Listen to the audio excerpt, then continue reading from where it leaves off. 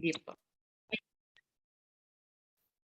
Bale sir, ang ano po, ginagawa namin 'tong project na 'to is to compile sir yung mga testimonies po ng mga totoong HeartyMix users. And may mga ilang questions lang kami sir, like basic lang po about sa paggamit nila ng HeartyMix and mga info din po tungkol sa inyo sir, yung background niyo po, ganyan. Bale sir, ano po, okey lang sir, simulan na po natin. Okay lang. Sige po. Tapos kung may tanong kayo sir, feel free po na to butt in sir. Or if i-correct niyo po yung ibang natin, information, okay lang din po. So first Okay, question, sige. ano po ang pangalan nila?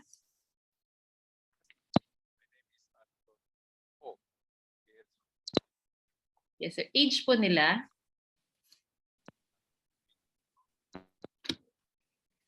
Well, hindi po na marinig. 58 sir. 8 years old. Yes, 58.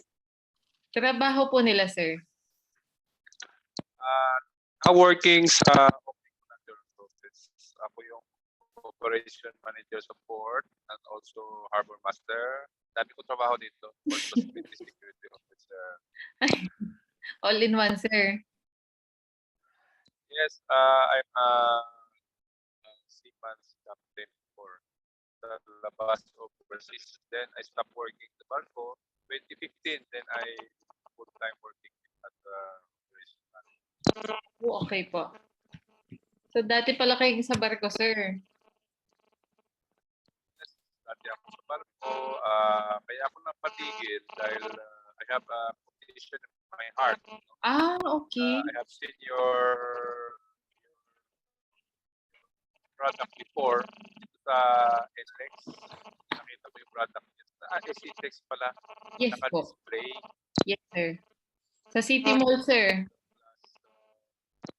Yes, that is the first time I saw it. No? Yes po. Then I said, maganda to, pantanggal ng bara. Opo. Ako sa heart, may kunting bara yung heart ko. Mm. About 40% may bara. 40. That's why I stopped working sa labas. And then I work here sa Pana. Yes po. Ay, ganun sir.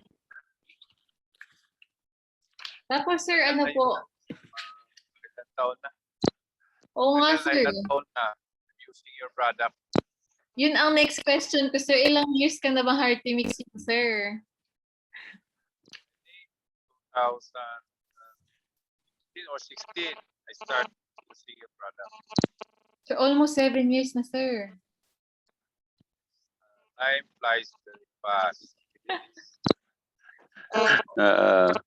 Tapos sir, gusto sanang itanong sir, parang medyo nabanggit nyo na po, pero more on like, ano po yung buhay nyo nga sir before nyo ininom yung HeartyMix? Like yun sa pakiramdam nyo sa katawan sir, ganyan.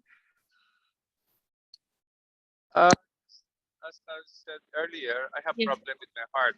Masakit siya. Opo. Then, since I'm drinking the HeartyMix, nakakatulong na alleviate yung sakit. Then, from my last medical, Yes. maganda naman ang result ng aking medical. Medical check-up kami last December. Last year, December.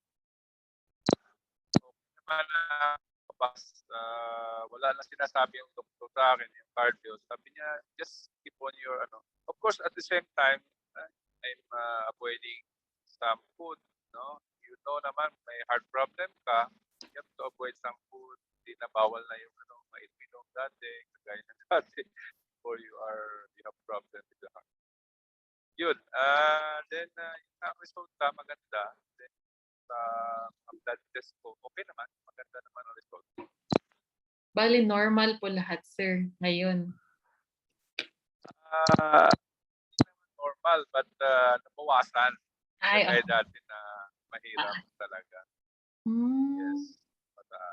Sir, tanong ko po kung may maintenance medicine silang tinitake din po, kasabay ng HeartyMix. I'm taking my maintenance medicine, Ambas, 5 milligram. Yes po. Lipitor 20 milligram, then sometimes aspirin tanghali. So I taking 3 medicine. Maga ambas sa gabi, Lipitor sa tanghali. That is my doctor prescription. Yes, sir. Aside from that, yung iniinom ko yung product niyo sa umaga, may kasama din yan, hindi product yung iniinom ko. Sinamahan ko na rin ng ibang product for the health. Like, ano ba to? Ano ba tong product na nalimutin na tayo, matanda na. Pero no, yan ang main na iniinom ko sa umaga talaga, Hearty Mix. Sir.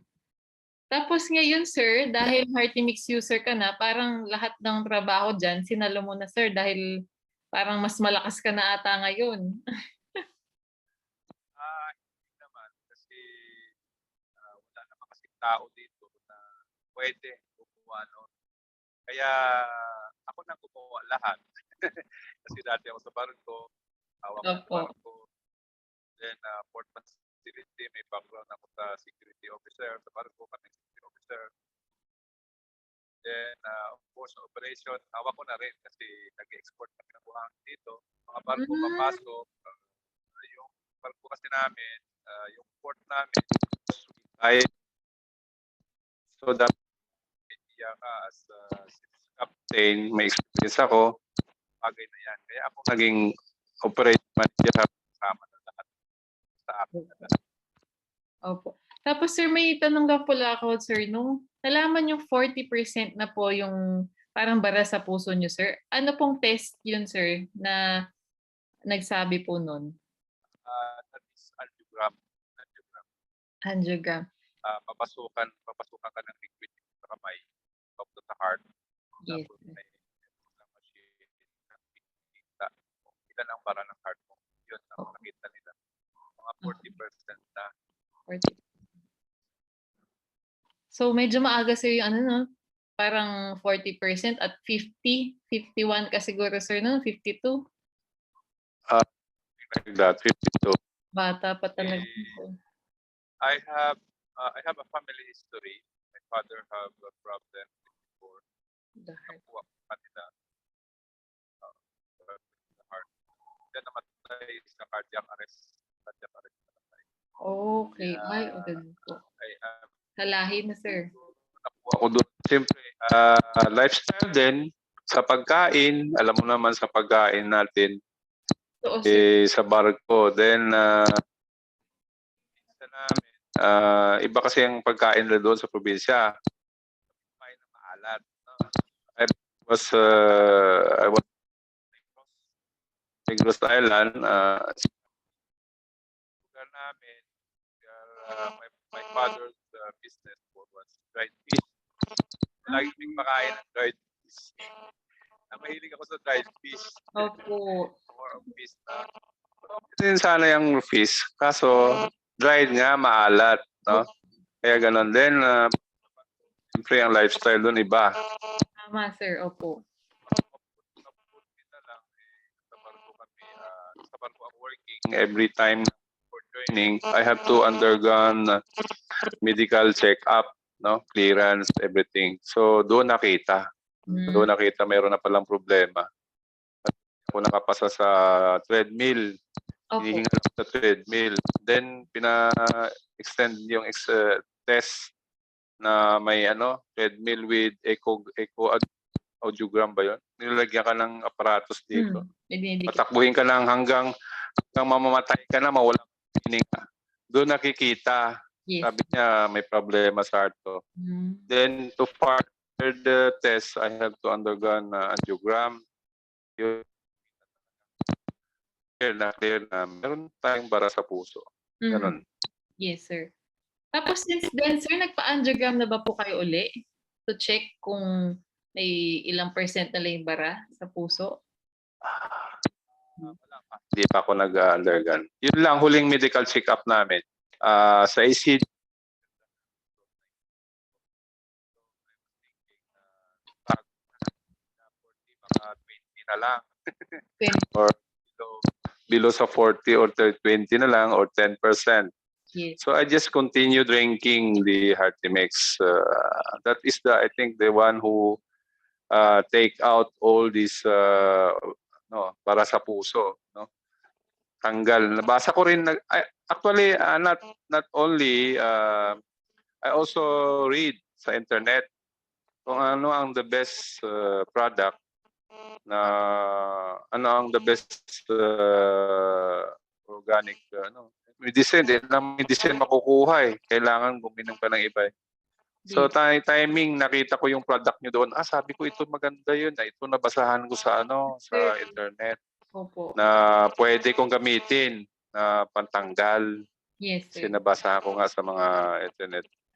Kasi dito sa atin, kayo lang gumawa niyan. Walang ibang kumpanya gumawa ng ganong produkto, kayo lang. So doon sinubukan ko yung produkto nyo. Opo. Ay, thank you very much, sir.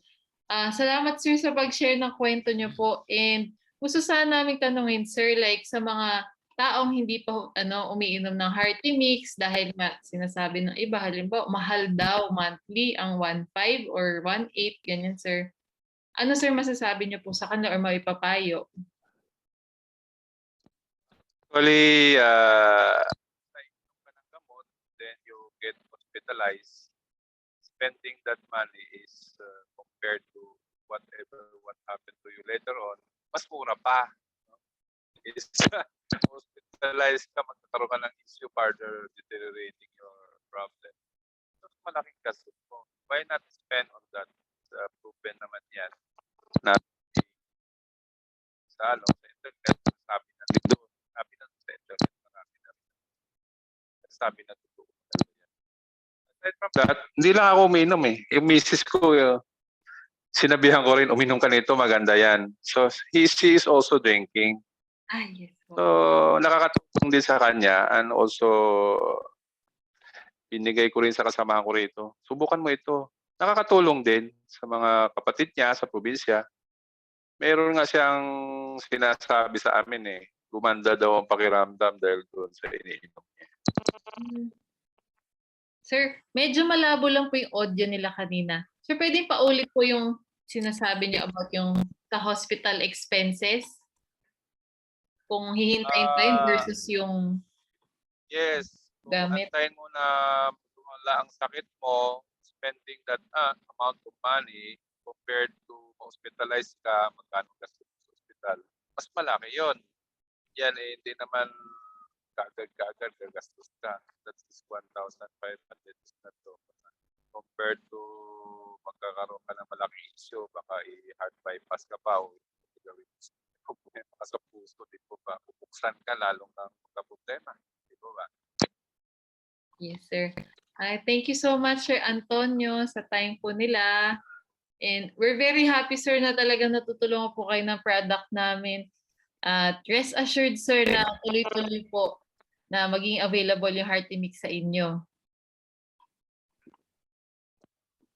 Kala nga, tuloy-tuloy. Saka marami pang matulungan sa produkto nyo. I hope din na ma-realize na ibang tao na mas maganda gamitin yan kaysa ibang produkto. Okay. Thank you so much, sir. Through your testimony po, I'm sure, sir, marami pa ang mako-convince. Kasi totoong user ka, sir, for almost more than 5 years. Diba, sir?